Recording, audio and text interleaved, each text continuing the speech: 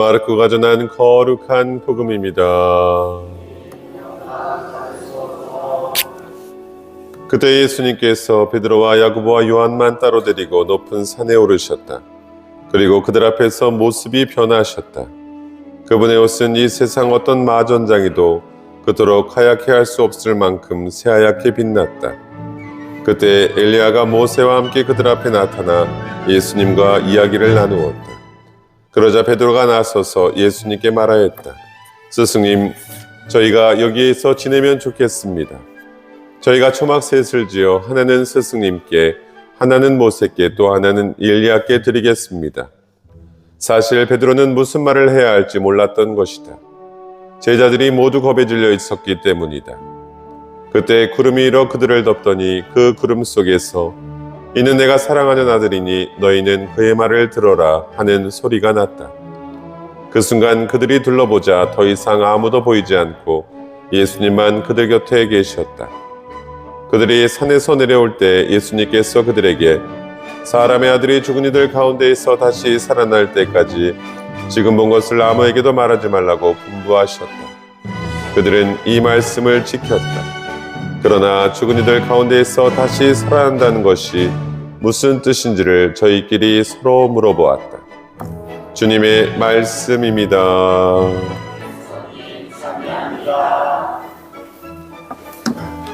참 예수님.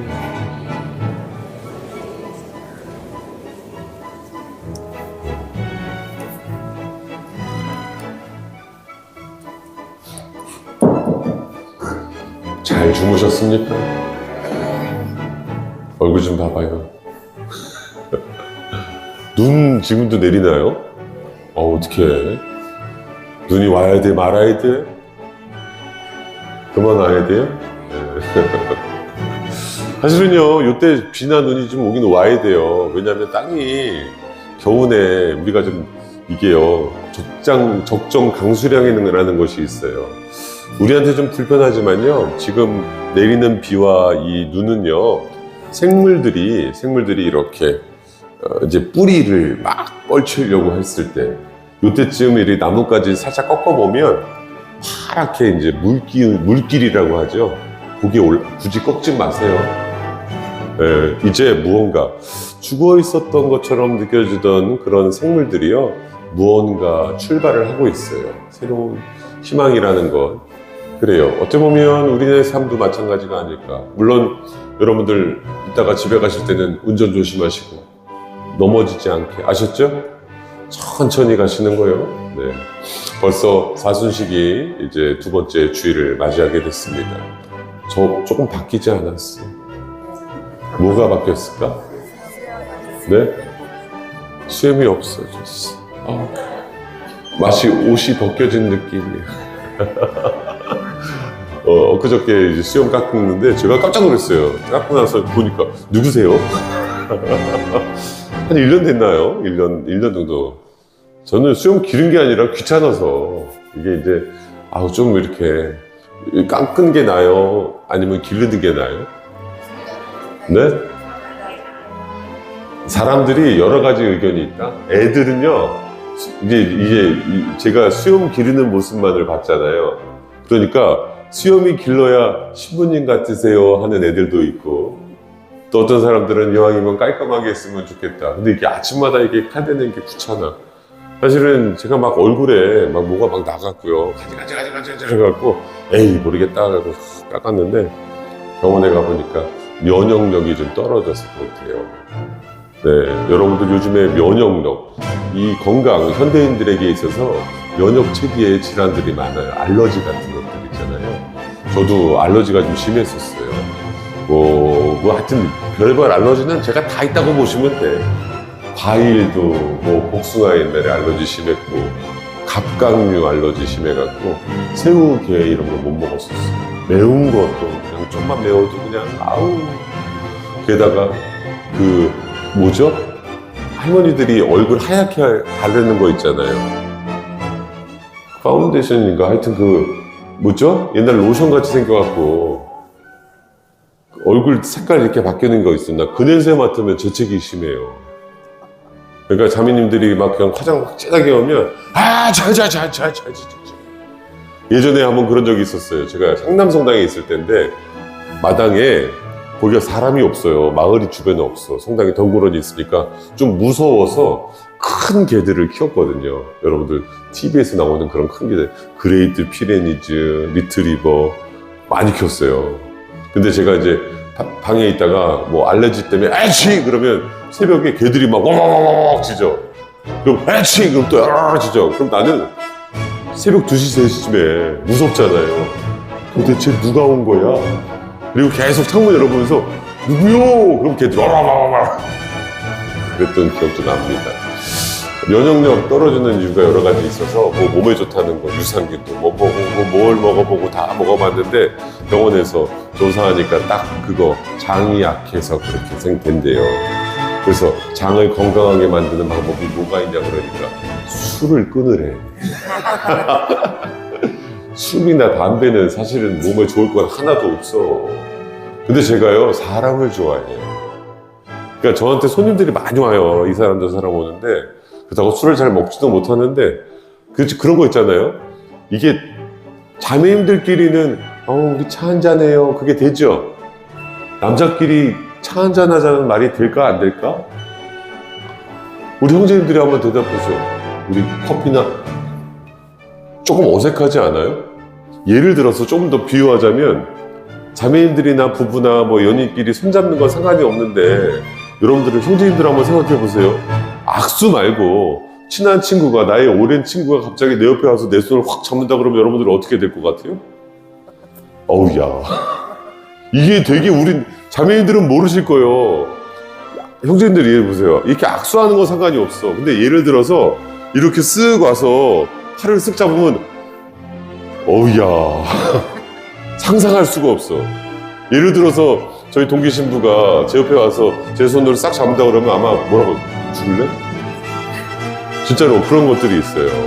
저도 아무튼 제가 이렇게 장황하게 설명하는 이유는 제일 중요한 건 여러분들 우리도 우리 삶에 있어서 우리를 지치지 않게 하기 위해서 사랑이라는 면역력을 좀 제대로 키워내자.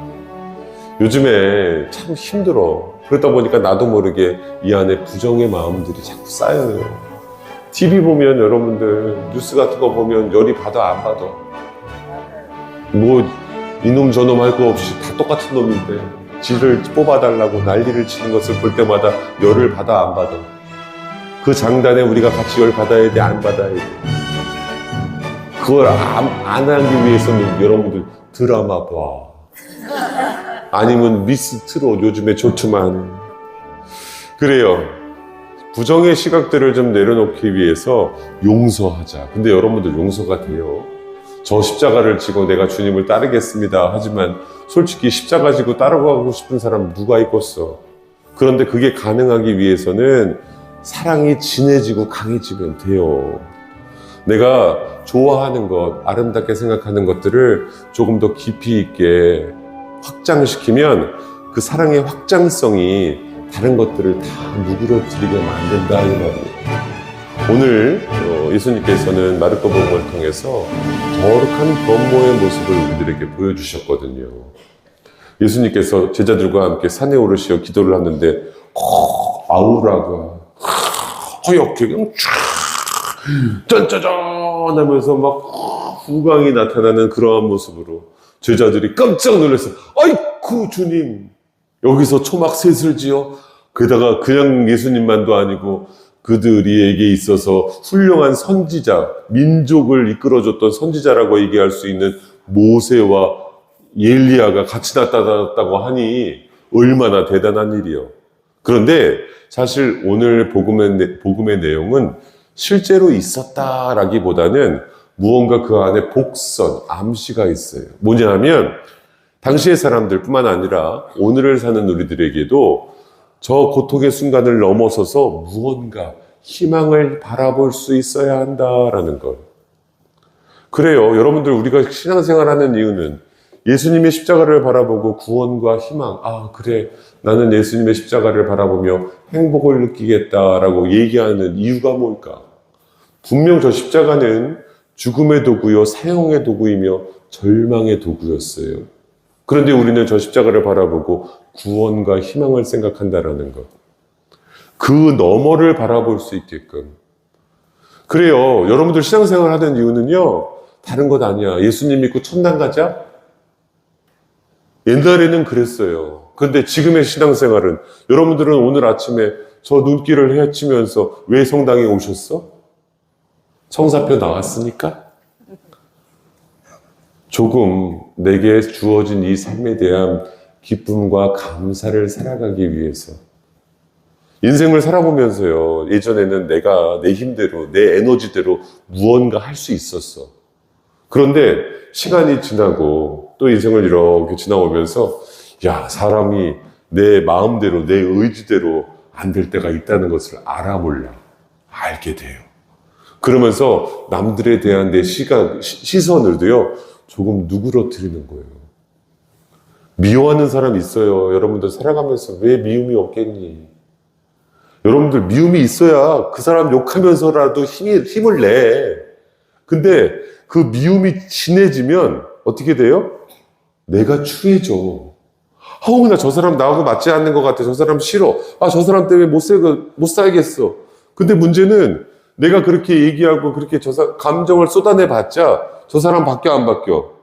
안 바뀌어. 누구만 힘들어? 나. 그러면 제일 좋은 방법. 그것들을 내가 해결할 수 있는 방법이 어떻게 있을까? 저 사람은 끝장을 내? 아니요. 나 자신에 대한 사랑을 키워내자, 이 말입니다. 오늘 이 독서에 우리 그 로마서, 바오로 사도는요, 로마서의 키워드를 줬어요. 하느님께서 우리 편이신데, 하느님께서 내 보증을 서주시고, 나를 응원해 주시는데, 그리고 그 아들 예수를 십자가의 죽음으로써 우리의 제물로, 우리를 위한 번제물로 내어놓으셨는데, 야, 그거보다 더 좋은 것이 어디 있냐. 그러니, 네가 네 자신을 아끼고 사랑할 수 있는 방법. 여러분들 아침에 물론 또 그럴 수 있으면 좋겠지만 나 잘난 맛에 사는 거, 나는 왜 이렇게 이쁘지, 나 이렇게 잘생겼지, 이런 생각해도 된다, 안 된다? 네? 우리 한국 사람들은요 너무 착해, 그렇지 않아요? 그래서 무슨 선물을 줄 때도 변변치 않은데, 그죠? 이게요 원래 겸손이 몸에 배서 그런 건가? 너무 남들을 의식하며 살아서 그래요. 그러다 보니까 어떻게 돼? 내가 내 자신을 아끼고 사랑하는 것을 알매도 불구하고 자꾸 남들을 바라보고 살다 보니까 어떻게 돼? 내가 정말로 행복한지를 잘 몰라. 여러분들 살아가면서 여러분들의 추억 안에, 여러분들의 인생 안에 힘들었던 기억들이 많을까요? 행복했던 기억들이 많아요? 네? 다시 물어볼게요. 여러분들 지금 행복하셔? 솔직히 얘기해 봅시다. 돈 걱정 안 해? 건강 걱정 안 해? 가족 걱정 안 해? 왜 사니? 근데요, 여러분들, 우리가요, 불행에만 익숙해져 있어. 행복은 당연한 거고, 불행은 내 것이 아니어야 되거든요. 그러니까, 당연한 게 오면 기억하지 않아. 원래 내 거라고 생각했는데 좋은 일이 있으면 그냥 당연히 좋은 거야. 근데 힘든 건 어때? 내 게 아니야. 근데 내 게 왔어. 그럼 여러분들은 좋은 걸 기억할까요? 당연하지 않은 걸 기억할까요? 당연하지 않은 것만. 죄송하지만 여러분들, 불행이 1이라면 행복은 100이었어요. 신앙생활은요, 그 행복 안에 하느님의 귀한 사랑이 담겨있다는 것을 찾는 것. 그래서 기도는요, 긍정이어야 해요. 성령의 놀라운 체험을 바오로 사도가 끊임없이 얘기해요. 바오로 사도는요, 어느 정도였냐면, 여러분들, 나는요, 배울 만큼 배웠고, 가질 만큼 가졌고, 알 만큼 압니다. 그럼에도 불구하고, 하느님을 알고 나서 모든 것이 중요하지 않다는 것을 깨달았습니다. 바오로는요, 아픈 사람이었어요.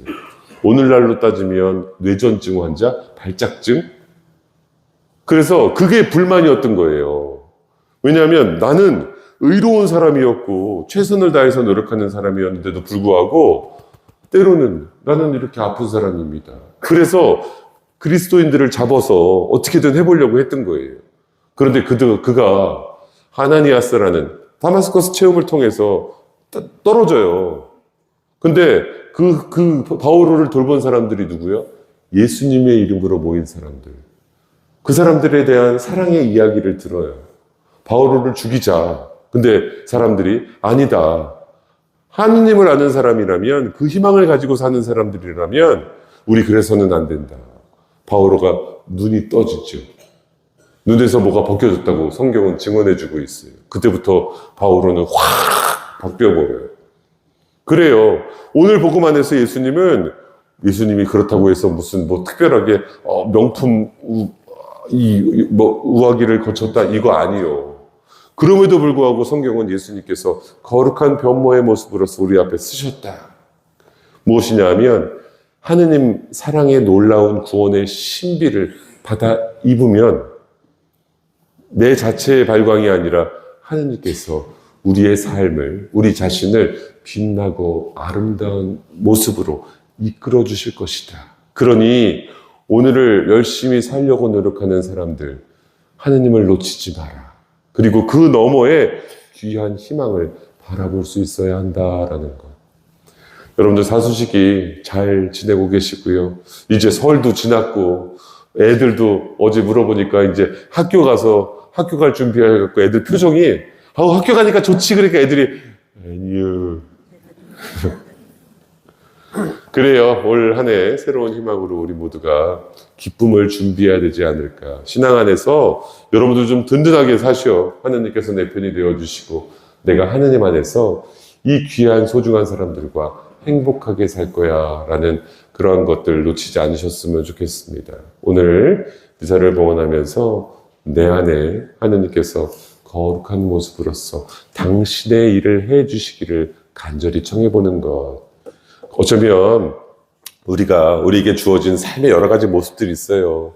엄마로서, 아빠로서, 남편과 아내로서, 부모와 자식으로서 어떻게 보면 그게 제일 우리를 힘들게 하는 십자가다? 그런데 또 우리를 제일 행복하게 하는 것도 그거예요. 남편과 아내, 또 부모, 자식, 형제로서 나를 힘들게 하는 것도 그것이었지만 그거에 대한 의미와 가치를 또 통해서 나를 기쁘게 하는 것도 그거라는 것. 우리는 신앙을 통해서 그 너머에 구원과 희망이 있음을 잊지 않으셨으면 좋겠어요. 여러분들 행복하시는 거예요. 난 오늘도 행복할 거고 난 오늘도 기쁘게 살 거야. 하느님의 도우심 같이 청해보면서 오늘 이 미사 함께 봉헌할 수 있었으면 좋겠습니다. 아멘. 모두 일어서십시오. 우리의 신앙을 고백하도록 합시다.